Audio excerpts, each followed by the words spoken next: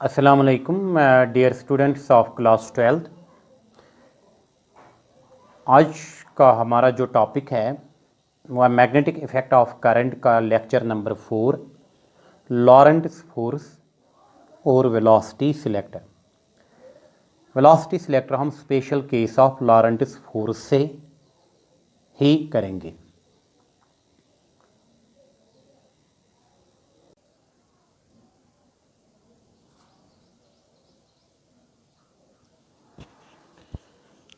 देखो, लॉरेंट्ज़ फोर्स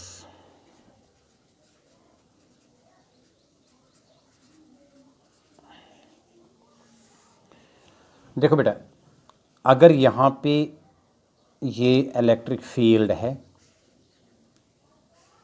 इस रीजन में,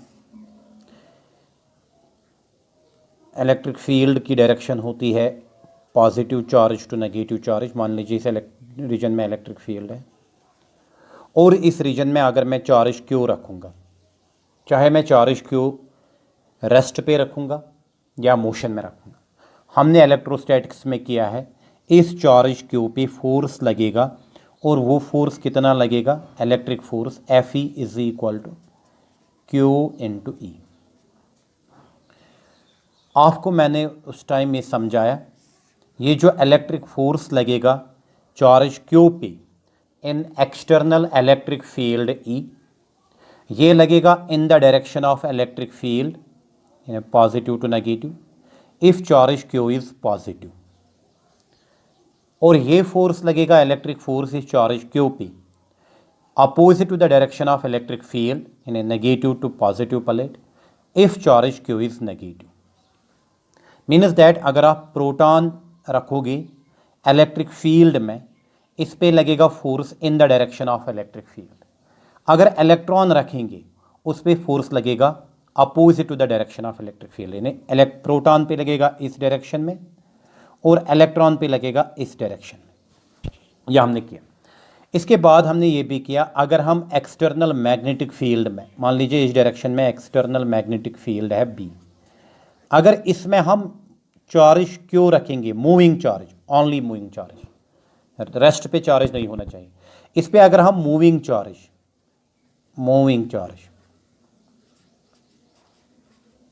क्यों रखेंगे, इस मूविंग चार्ज पे मैग्नेटिक फोर्स लगेगा और वो मैग्नेटिक फोर्स कितना लगेगा, F is equal to Q into V cross B, जिस इक्वेशन से। और हमने किया है प्रीवियस लेक्चर में, अगर ये charge moving charge Q positive है, इस मूविंग चार्ज पे फोर्स लगेगा in a direction of V cross B, क्योंकि हमने किया है प्रीवियस लेक्चर में मैग्नेटिक फोर्स जो चार्ज्ड पार्टिकल पे लगता है that is either in the direction of V cross B और in a direction opposite to V cross B. If charge Q is positive, magnetic force acting on the charge is in the direction of V cross B and is perpendicular to plane containing both V and B. If Q is negative, magnetic force acting on the charge is opposite to V cross B and is again perpendicular to plane containing both V and B.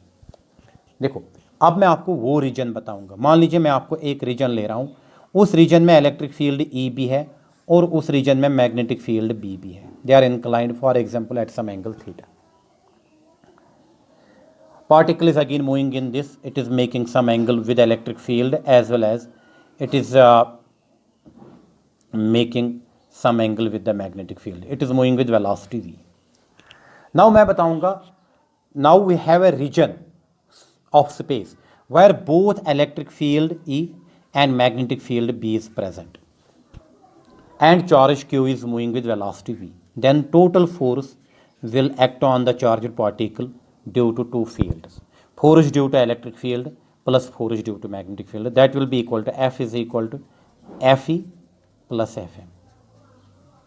गो, इसका मतलब यह है कि जब total force acting on charged particle Q moving in a region where both electric field E and magnetic field B is present is equal to sum of electric force experienced by the charge and the magnetic force experienced by the charge. So this total force experienced by charged particle Q moving in a region where both electric and magnetic fields are present is called Lorentz force. This is the Lorentz force. So Lorentz force is total force experienced by charged particle moving in a region where both electric and magnetic fields are present. तो ये इसका expression कितना आएगा बेटा, F is equal to electric force अब कितना है Q into E, magnetic force कितना है Q into V cross B, तो Q कॉमन आएगा Q into E plus V cross B. This is the expression for Lorentz force. तो Lorentz force अब depend करता है velocity of charge particle, electric field पे और मैग्नेटिक फील्ड पे, and charge magnitude of the charge moving in the reason where both electric and magnetic fields are present. So the total force experienced by charged particle in a region where both electric field E and magnetic field B is present is called the Lorentz force, and this is the expression for Lorentz force. This is equation number 3. देखो बेटा, अब मैं कुछ special cases कराऊंगा इस equation में. Special cases मैं करूंगा इसमें लॉरेंट्स फोर्स में, स्पेशल केसेस. पहला स्पेशल केस मैं बताऊंगा, if E that is electric field, V that is velocity and B that is magnetic field are collinear, means they are collinear vectors. E, V and B are collinear vectors. हमें पता है दो vectors तब collinear है जब वो parallel to each other है या anti parallel to each other है. इसका मतलब या तो चार्ज्ड पार्टिकल मूव होता है with velocity v in the direction of magnetic field or in the direction of electric field, or opposite to the electric field or opposite to the magnetic field. दो ही situation है, या electric charged particle Q move होता है in the direction of electric field और opposite to the electric field, in the direction of magnetic field और opposite to the magnetic field. यानी कि angle जो थीटा बना रहा है charged particle Q with magnetic field is 0 और 180. देखो इस सूरत में चाहे कोई भी angle charged particle electric field से बनाए, हमें पता है electric force acting on the charged particle is angle dependent, that is F is equal to Q into E. तो जो electric force when E, V and B are collinear, they are either parallel और anti parallel to each other along the same line, they are parallel or anti-parallel to each other, these three vectors, then the electric force acting on the charged particle, बेटा आपको पहले ही पता है it is angle independent, it is always F is equal to Q into E, magnitude of charge into electric field, charge multiplied by electric field. And इस सूरत में magnetic force कितना लगेगा charge पे, Q into V cross B, वो कितना बनेगा Q V B sine of 0, या वही बनेगा Q V B sine of 180, वही बनेगा 0, क्योंकि आपको पता है sine 0 is equal to sine of 180 that is equal to 0. तो दोनों सूरत में ये कितना है 0 है, दोनों सूरत में ये 0 है. तो इसका मतलब है जब चार्ज्ड पार्टिकल मूव करेगा in a region where both electric and magnetic fields are present, but electric field, magnetic field and velocity of charged particle are present, then only electric force will be acting on the charged particle. Here total force acting on the charged particle F is equal to Q into E, because magnetic force acting on the charged particle is 0. And this electric force will either accelerate the charged particle or it will retard the charged particle. And due to this electric force, when charged particle is moving parallel or anti-parallel to magnetic field, या when E, V and B, electric field, velocity and magnetic field are parallel, collinear, then only electric force will be acting on the charged particle. There is no magnetic force. So this electric force will either accelerate the charged particle or it will retard the charged particle. And the expression for acceleration is, we know that from Newton's second law, force is equal to mass into acceleration. Acceleration is equal to force बटा mass. तो that is equal to QE बटा m. तो उस सूरत में charged particle पे ये equation हमें एक्सलेरेशन देगा. A is equal to Q E बटा एम. अगर ये नेगेटिव आ गया तो रिटार्डेशन, अगर ये पॉजिटिव आ गया तो एक्सलेरेशन.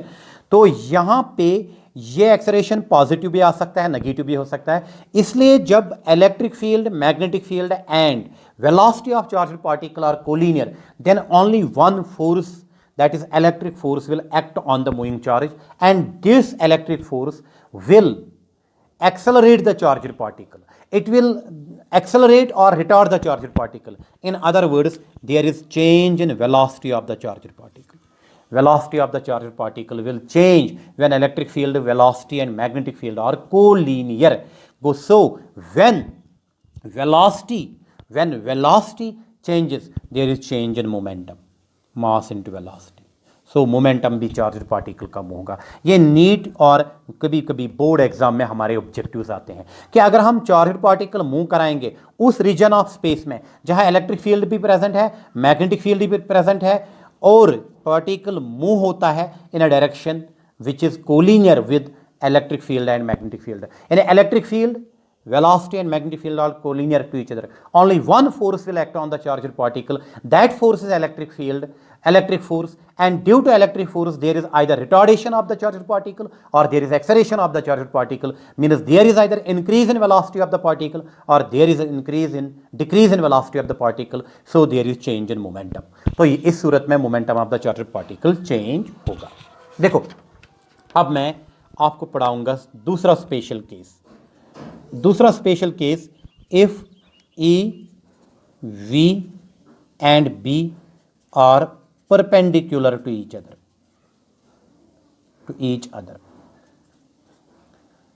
अगर ये परपेंडिकुलर होंगे, if electric field E, velocity V and magnetic field B are perpendicular to each other.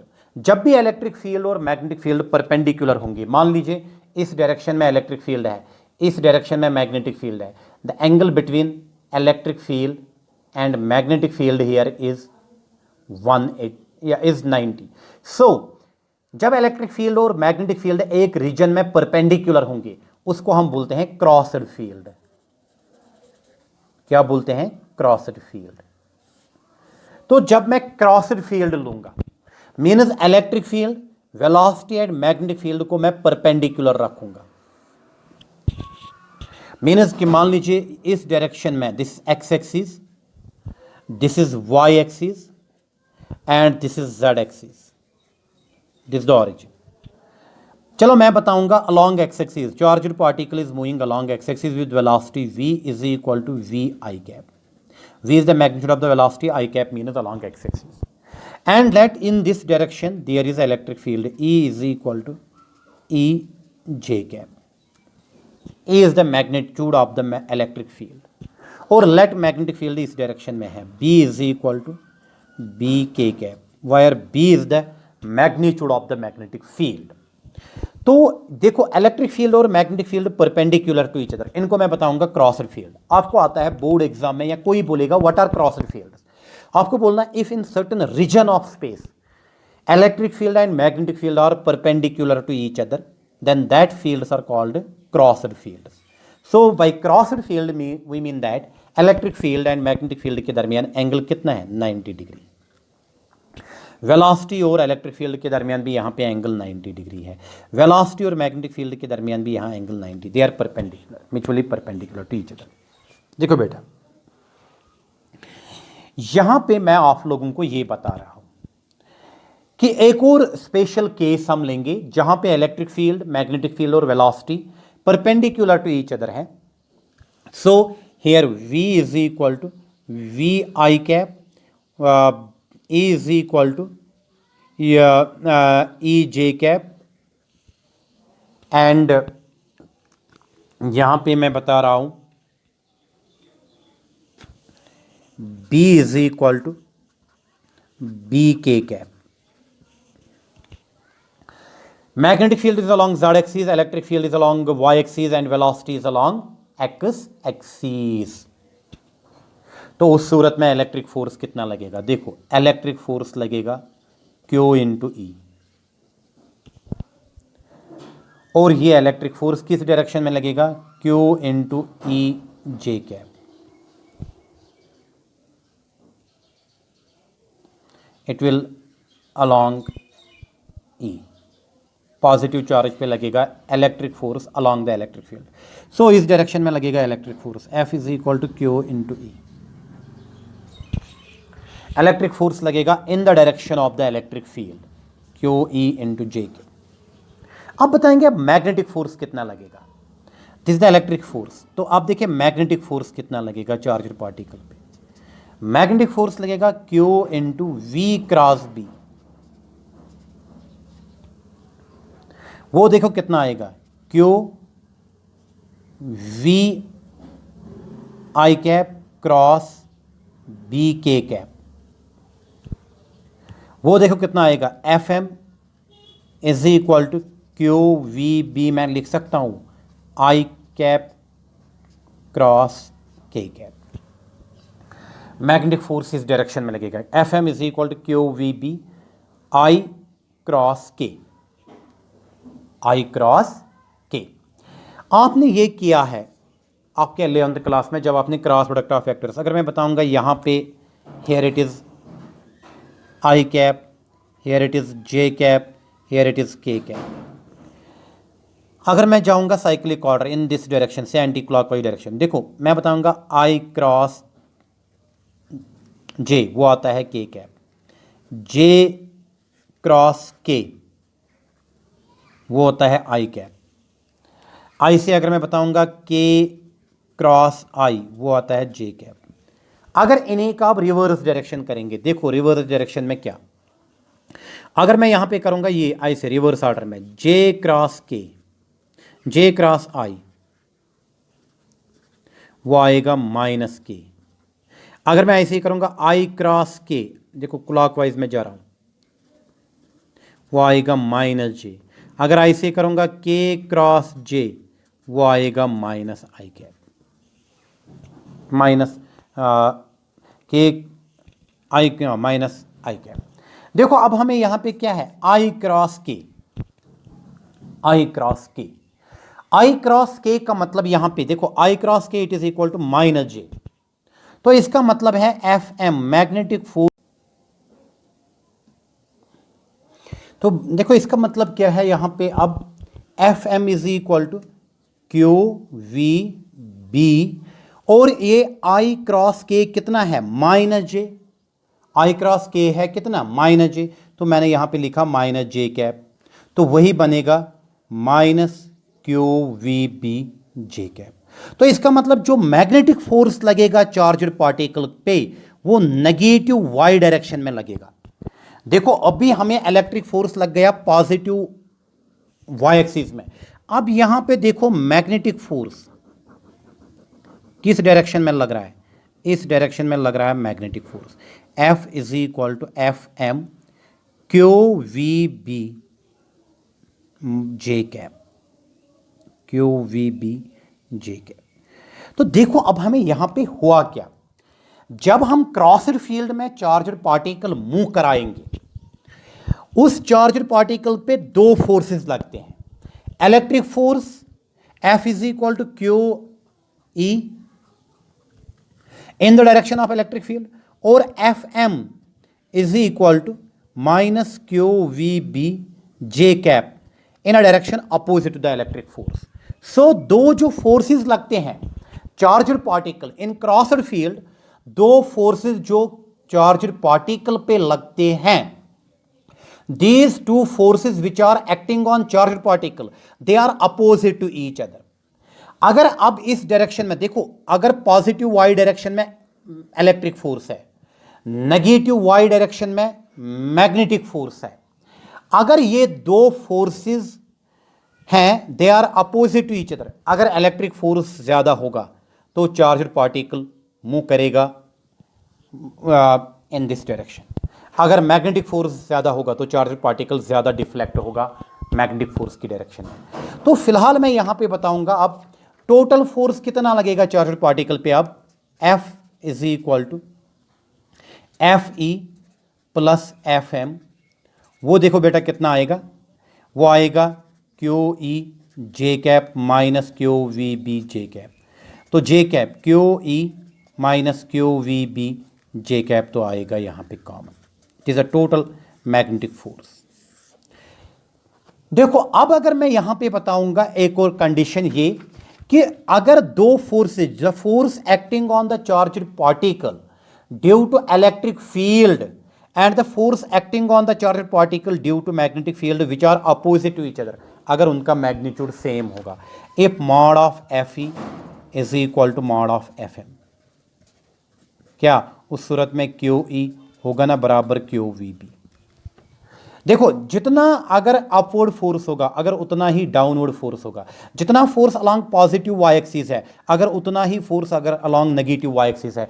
Charged particle ना इधर डिफ्लेक्ट होगा ना इधर डिफ्लेक्ट होगा, charged particle will go undeflected along X axis, charged particle will go undeflected along X axis. इस concept पे यहां velocity selector बनता है, वेलोसिटी सिलेक्टर यहां पे बनता है कि अगर आप यहां बहुत सारे चार्ज्ड पार्टिकल डालोगे क्रॉस्ड फील्ड में, if large number of charged particle are now thrown in the crossed field and they are moving with different velocities having charge to mass ratio, specific charge per unit mass ratio different, having different charge to mass ratio. If different particles are now placed in external magnetic field and electric field which are crossed, which are perpendicular to each other, then only those particles will go undeflected on which electric force and magnetic force are equal and opposite. वो particle जिन पे electric force और magnetic force different होगा, they will not go undeflected. Only those particles will go undeflected for which electric force and magnetic force are equal and opposite to each other. And this condition is used to get a beam of charged particle which move along a particular path. So this concept is used to select a set of charged particle which move along a particular path undeflected from beam of charged particle. This is the velocity selector. From this concept we are getting velocity selector. So here at this condition here charged particle will move undeflected. The condition Q and Q will go, so E अगर B यहाँ पे बटा B is equal to V. So velocity, only those particles for which the velocity is E by B, for which this condition is satisfied, is used in a velocity selector. तो अब मैं क्या बताऊंगा what is a velocity selector, क्या मैं बताऊंगा अब velocity selector. Now अब मैं ये बताऊंगा velocity selector is a setup to select charged particles of particular velocity from beam of particles passed through a space having crossed electric and magnetic field, and the essential condition is v is equal to e by b. So velocity, अब मेरे बच्चों को ये कोई अगर बोलेगा what is a velocity selector, आप बोलना velocity selector is a setup that is used to select charged particles of particular velocity which are moving along a particular path, which are moving along a straight path undeflected from beam of particles passed through a space having both electric and magnetic field. So what is velocity selector? Sir, it is a setup that is used to select a charged particle. That is used to select a charged particles of particular velocity moving along a straight path undeflected in a region where electric and magnetic field are crossed, means in a region where electric and magnetic fields are perpendicular to each other. What is velocity selector beta? आप क्या बोलोगे? It is a setup that is used to select charged particles of particular velocity that will move along a particular path without any deflection in a region where both electric field and magnetic field are present, but these fields are crossed, means these fields are perpendicular to each other, and these charged particles will move in a particular path irrespective of their specific charge, in a charge to mass ratio, E by M ratio. So sir, velocity selector is a device, ये वो device है that is used to select charged particles of particular velocity that will move along a particular path without any deflection, but in a region which contains both electric field E and magnetic field E B which are perpendicular to each other. So बेटा आपको यहाँ पे objective आ सकता है NEET में भी और GEE में, ये कॉन्सेप्ट जरूर सीखना था. अगर आपको बीम ऑफ चार्जड पार्टिकल दिया जाएगा, आप बोलो कौन से पार्टिकल अनडिफ्लेक्टेड होंगे अलॉन्ग एक्स एक्सिस? सर, वही पार्टिकल अनडिफ्लेक्टेड होंगे जिन पे इलेक्ट्रिक फोर्स और मैग्नेटिक फोर्स इक्वल और अपोजिट होगा. इस पे बहुत सारे पार्टिकल होंगे, बहुत सारे पार्टिकल डिफरेंट वेलोसिटी के साथ मूव करेंगे, और वही पार्टिकल अनडिफ्लेक्टेड होंगे जिन पे इलेक्ट्रिक और मैग्नेटिक फोर्स सेम रहेगा और इक्वल एंड अपोजिट रहेगा, और जिनकी कांस्टेंट वेलोसिटी रहेगी, और वो कांस्टेंट वेलोसिटी है v is equal to E बटा M. This is the condition for velocity selector v is equal to E by M. ये तब पॉसिबल है जब magnitude of F E and magnitude of F M is same. F is Q E is equal to Q V B and v is equal to E by M. तो कल आपको आता है नीट और GEE में, the condition for velocity selector is E cross B, E बटा B, v e multiplied by b, e dot b. तो आपको कौन सा ऑप्शन देना है? e बटा b is the constant velocity, and for particles to move in a particular path the condition is F E greater than F M, F E less than F M, और F E is equal to F M. Go mod of Fe should be equal to mod of Fm. This is electric and magnetic force acting on the charged particle. They must be equal and opposite. देखो बेटा, अब ये velocity selector किस काम आता है, ये आपको ज़रूर सीखना है. वेलोसिटी सिलेक्टर का एप्लीकेशन फर्स्ट ऑफ ऑल मैं बताऊंगा. हमने ये सीखा crossed electric and magnetic field serve as velocity selector. ये भी ऑब्जेक्टिव कभी आता है. Crossed electric and magnetic fields serve as velocity selector. ये सर्व करते हैं velocity selector.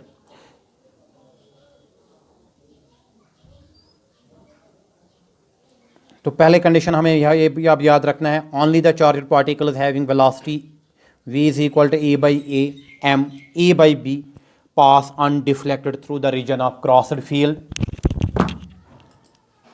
and यहाँ पे आप ये भी करोगे, यहाँ पे आप ये भी करोगे. It is used to measure charge to mass ratio of an electron. ये velocity selector used to measure charge to mass ratio of an electron. So velocity selector is used to measure charge to mass ratio of an electron. Number first. And it is also used in mass spectrometer. कभी कभी आपको आता है spectrometer. मास spectro में हम velocity selector use करते हैं, या मास spectrometer works on the principle of velocity selector.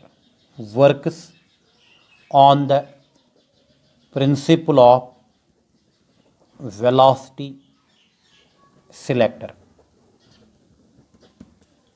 है ना। तो अब ये बताएंगे मास स्पेक्ट्रोमीटर क्या होता है। मास spectrometer is a device that separates charged particles, usually ions, according to their charge to mass ratio. तो मास spectrometer is a device that works on the principle of velocity selector. जब आप रिसर्च में जाओगे तो इसका ज़्यादा हमें यूज़ होता है वहाँ पे। Mass spectrometer is a device that separates charged particles usually ions according to their charge to mass ratio. ये अगर हमारे पास डिफरेंट आयन्स है और उनका charge to mass ratio different है, A/M रेशो डिफरेंट है, तो उन आयन्स को अगर हमें सेपरेट करना है तो we are using the device that is mass spectrometer. अब अगर आपको 1 या 2 मार्क्स का क्वेश्चन आ गया व्हाट इज मास स्पेक्ट्रोमीटर, आप बोलना it is a device that is used to separate charged particles usually ions according to their mass charge to mass ratio. तो ions are separated according to their charge to mass ratio with the help of device that is a mass spectrometer, and mass spectrometer is a device that works on the principle of velocity selector. Thank you. अगर आपको ये video अच्छा लगा तो आप इस video को like और शेयर कीजिए और साथ ही साथ चैनल को सब्सक्राइब कीजिए। Thank you.